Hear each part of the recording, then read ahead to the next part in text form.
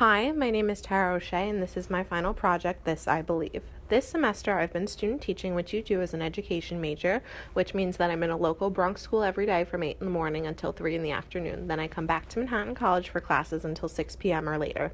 This does not leave a lot of time for much else this semester, so I learned a lot about maintaining relationships and finding value in the present.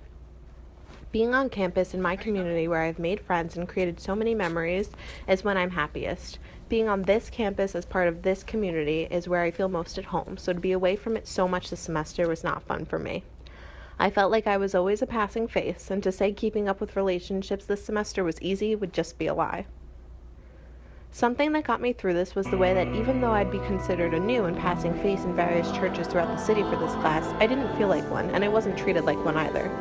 In many of the churches, such as Corpus Christi and St. Francis of Assisi, I felt the appreciation of my presence as if I were a longtime worshiper in these parishes.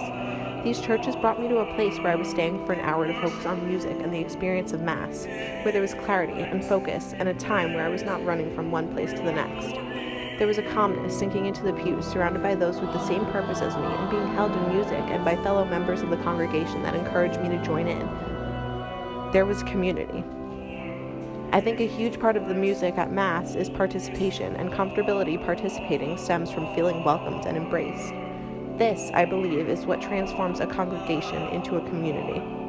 Being a normal person, we all crave community, but being that I'm also a future teacher means that creating a positive, comfortable, and shared community is something that is not only considered a positive to me, but is considered essential. It felt embracing not to only to be in these churches, but in many of the spaces that I worshipped in, regardless of their size.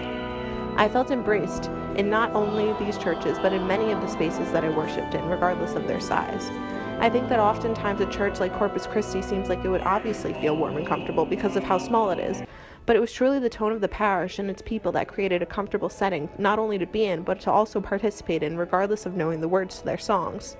Along with this, the attention to music was very evident. Churches that took time and effort to create good music with piano, organ, or even a bass guitar evoked a feeling of power and beauty within a song, but also within pushing a song to its most powerful form in terms of notes, dynamics, enunciation, word choices, cantors, choirs, and instruments.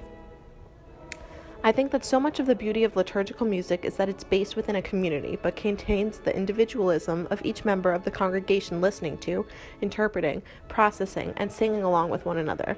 While so much of the Mass experience is communal, as we are praising, thanking, and showing the utmost respect to God, the moments of the congregation participating together, yet receiving God's words through song in a personalized way, is a balance that's hard to strike.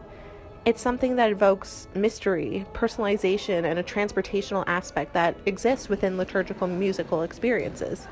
I just find it really fascinating that the experience is so mystical and allegorical, but it's done so collectively.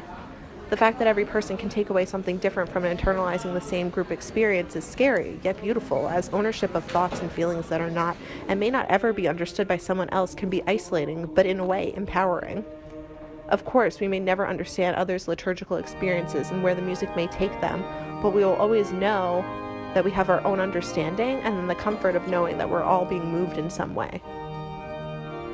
In closing, I believe that my best church experiences are those that take time to push the music to its best form in order to be well received by the congregation and permeate deeper to a level within each person individually, which goes into creating this society and community. I believe that churches whose parish members feel comfortable and created the same comfort for myself are the ones that led me to my best Mass experiences. This, I believe, made me feel like a staying and acknowledged face, and made me feel like my relationship with music, God, and the fellow members of the congregation was maintained.